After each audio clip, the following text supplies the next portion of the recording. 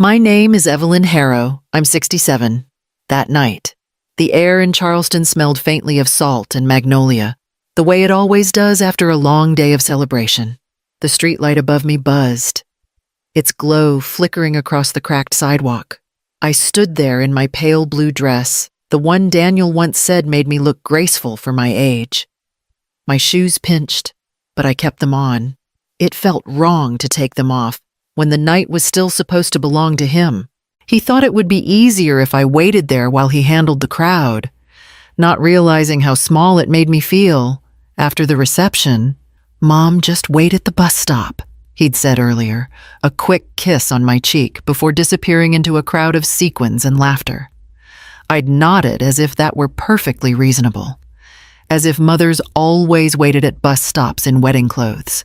Now the reception music had faded into the city hum. A few cars swept past, tires hissing on wet asphalt. Each pair of headlights made me straighten a little, brush invisible dust from my skirt. But they never slowed. I glanced at the small white box beside me, the gift I'd wrapped that morning. Neat corners, a silver ribbon. Inside was an old pocket watch that once belonged to his father. I'd planned to give it to him after dinner, when things were quiet. The hours stretched thin. A boy on a bicycle passed, earbuds in, never looking my way. The street smelled of gasoline and something fried from the diner across the road. I shifted on the bench, the wood damp beneath my palms. My phone battery blinked red, then died. It was nearly midnight when the last bus rattled by, empty. Its brake lights glowed for a moment, then vanished down the hill. The silence afterward was so complete, it made my chest ache. I waited another hour, because that's what mothers do. They give time the benefit of the doubt. When I finally stood, my knees stiff, I knew he wasn't coming back. Not tonight. Maybe not in the ways that mattered. I picked up the gift, brushed off a speck of dirt, and began the slow walk home beneath the sleeping city. By the time I reached my porch, the sky had begun to lighten over the river. I still had the box in my hands. When I got home, the house was too quiet, the kind of silence that doesn't wait to be broken. I slipped off my shoes by the door and set the gift box on the counter. The silver ribbon looked out of place under the kitchen light, too festive, too hopeful. I plugged in my phone, watching the black screen flicker to life. Messages and notifications flooded in, a digital chorus of things I hadn't been part of. One photo stopped me cold. The photo must have been taken earlier, yet seeing it now felt like a second rejection, his hand resting proudly on her waist. The caption, written by one of her bridesmaids, read, "A perfect night, just family."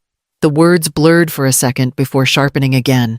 I zoomed in, scanning faces I'd known for years, Kara's parents, her brothers, even Daniel's old friends from school. Everyone was there, everyone except me. I stared at the screen until it dimmed, then tapped it back awake just to make sure I hadn't imagined it. My chair at the reception table was empty, not forgotten in the corner, simply missing. I'd been written out neatly, like an edit made before printing. A cold draft slipped through the kitchen window, brushing against my arms. I thought of the hours I'd spent sewing the hem of that blue dress, baking shortbread for the dessert table, making sure everything looked effortless. I had wanted the night to be beautiful for him, for both of them. I scrolled again, another photo, another laugh, another caption that began with "we" and ended with "family." I set the phone down and pressed my palms to the counter until my knuckles went white. Somewhere between those pictures and the long, empty street I had just walked, something in me shifted quietly, permanently. I didn't sleep that night. The house seemed smaller somehow, as if every room had absorbed the silence I carried home. When the first light crept through the blinds, I made tea and sat at the kitchen table, staring at the rising steam.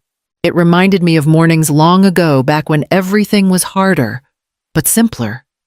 Daniel was only 6 when his father died. A dock accident on the Cooper River one moment he was there. The next, he was a name on a report. I remember standing at the pier with a borrowed coat and a heart full of questions no one could answer. People brought casseroles, promised to check in, and then the world went on without us. I worked double shifts at the hospital, sometimes 3 if someone called out sick.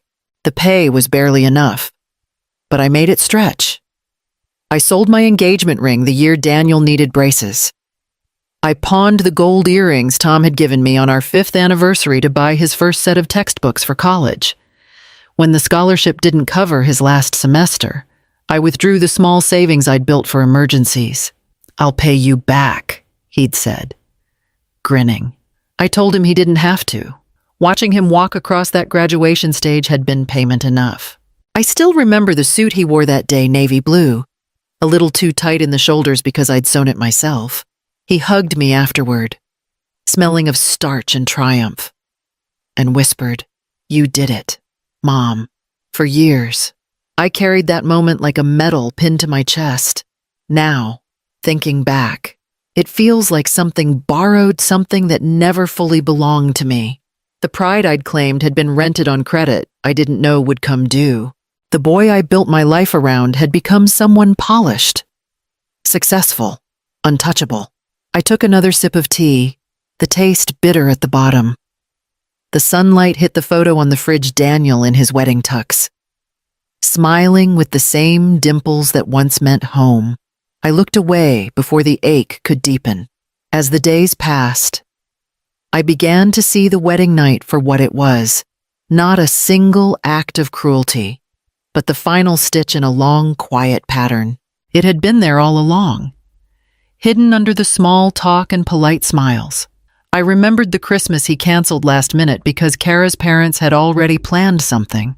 The birthday call that came a week late, wedged between meetings. The Mother's Day card he sent without signing his name, just, "Love, us." I'd told myself he was busy, that young families had their own rhythm. Then there were the conversations that ended before they began. If I tried to tell him about my day, he'd say, "You worry too much," or "You're too emotional, Mom." The words were always soft, never angry, but they built walls just the same. I learned to keep things short, pleasant, safe. Once, I overheard him on the phone, telling someone, "She means well. She's just a bit much sometimes." I laughed it off when he noticed me, said I didn't mind. But I did. I minded every time. Now, sitting alone in the kitchen, I realized none of it had been harmless. Each missed visit, each half-hearted apology, each small redirection away from my presence, they'd all led here. To a bus stop under a flickering light, where my place in his life had quietly expired. The silence between us wasn't sudden. It had been growing roots for years, and I had mistaken them for patience.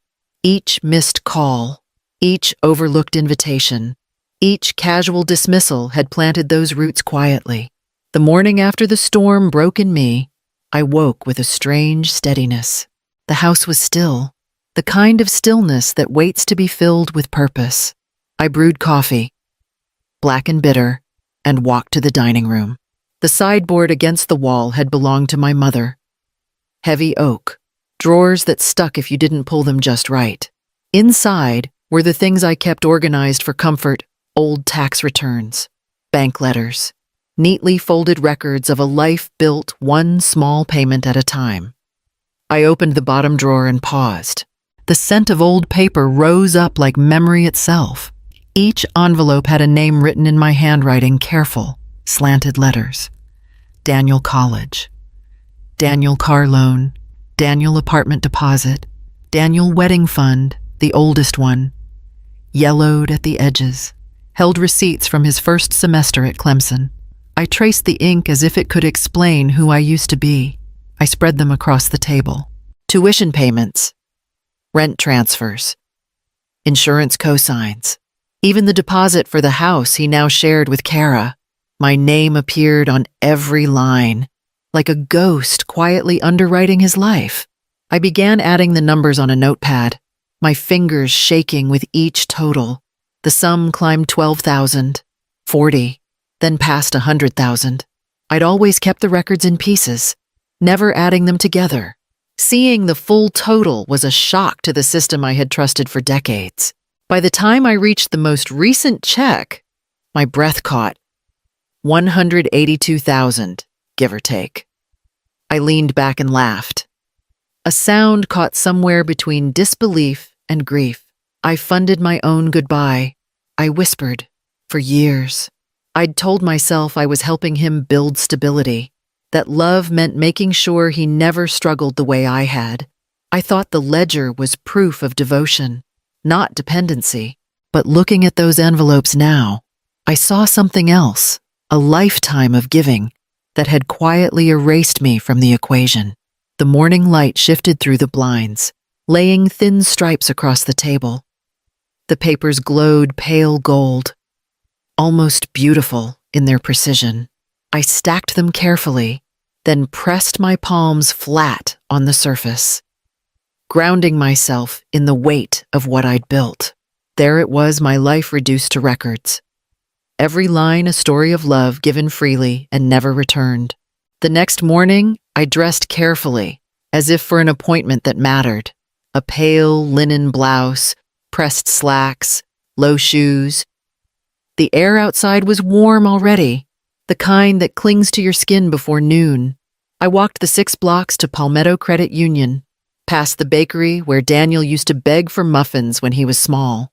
Inside, the bank smelled faintly of paper and lemon polish. The young teller greeted me with the bright politeness they save for older women they assume are harmless. Her name tag read, Rita. How can I help you today? Mrs. Harrow.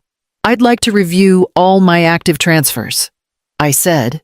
My voice was steady, but the words felt heavier than they should. She nodded and began typing. The printer hummed, spitting out a list of every automatic payment tied to my account. 3 pages, neatly stapled. I took the papers to a small consultation table by the window and read each line slowly. Mortgage assistance, insurance premiums, credit card payments, the monthly transfer for Daniel's home equity loan. When I looked up, Rita was waiting. I'd like to cancel these, I said, pointing to the list. All of them. She hesitated. All of them. Yes. Except for 2, the college fund for my granddaughter Lena, and the monthly donation to the animal shelter. Rita had to confirm each cancellation individually, the process slower than I liked. But each deletion felt like reclaiming a piece of my life. Rita's eyes softened as she took the papers. Are you sure? I smiled.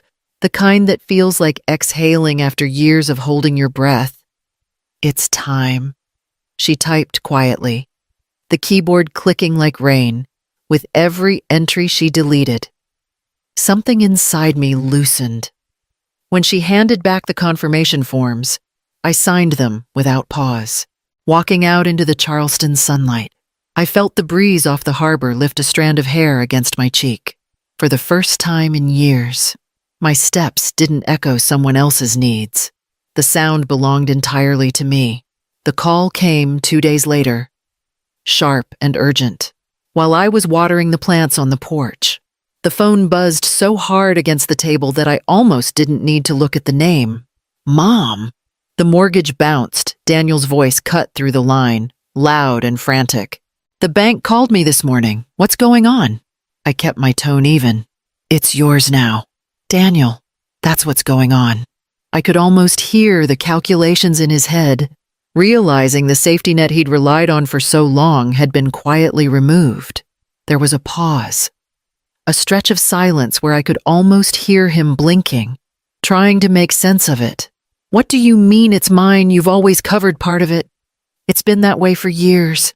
I know, I said softly. That's over.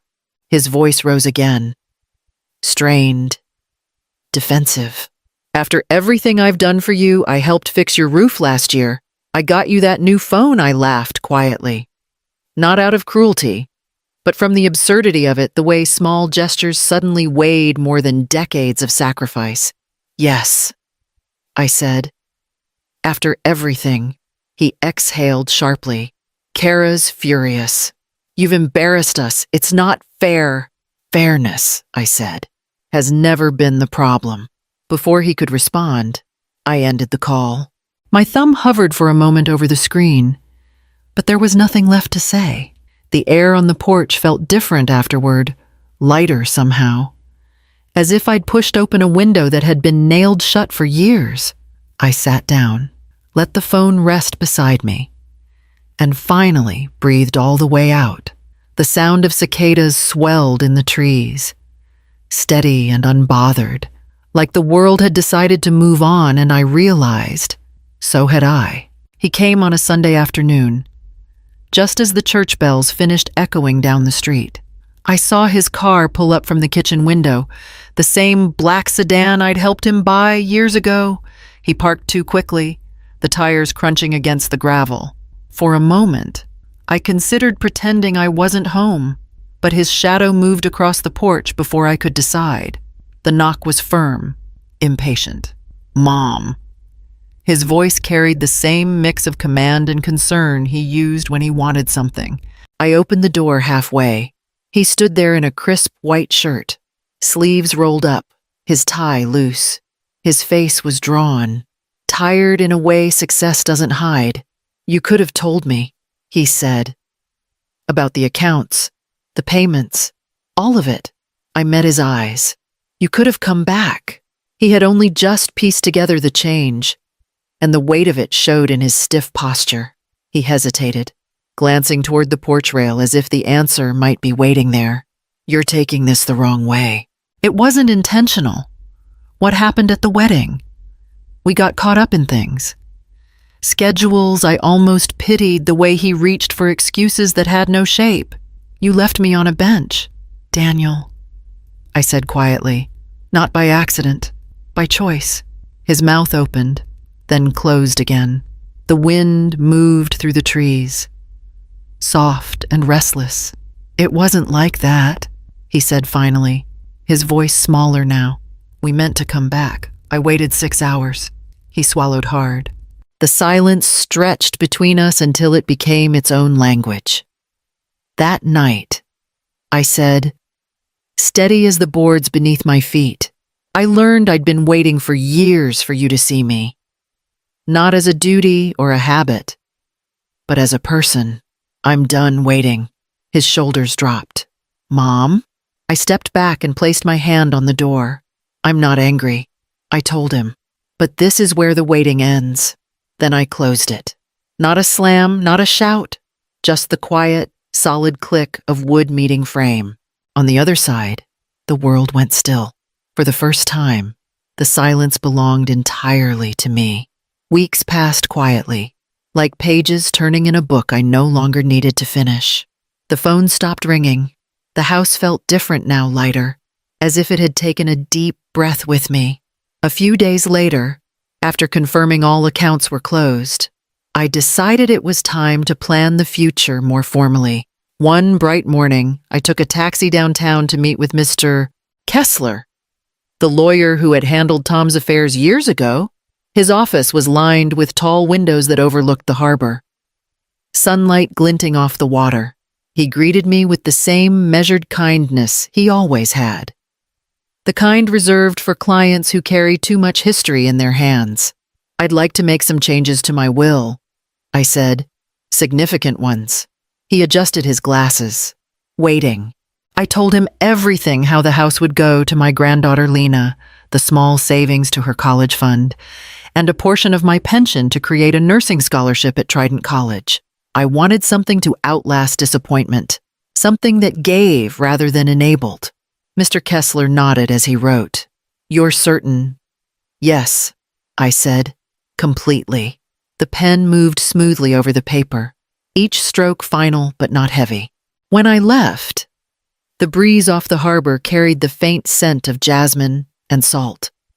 And for the first time in years, I didn't think of who might be missing from my side.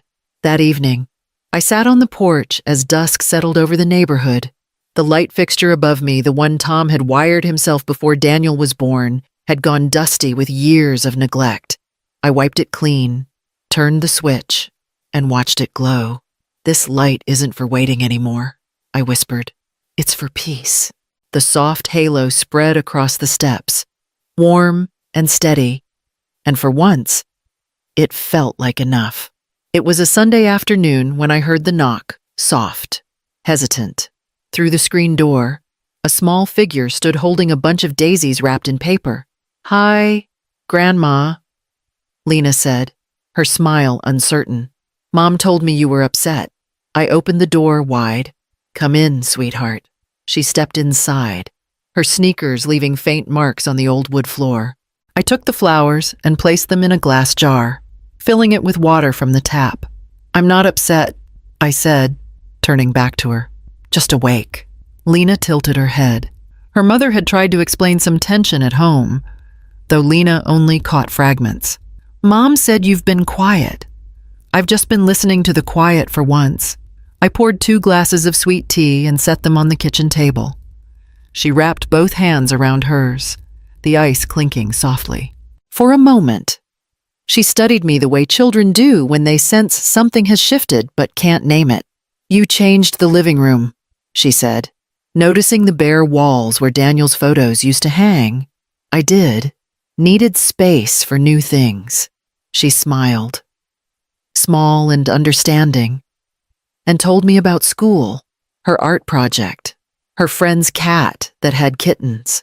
Her voice filled the room easily, and I realized how long it had been since laughter had sounded natural in this house.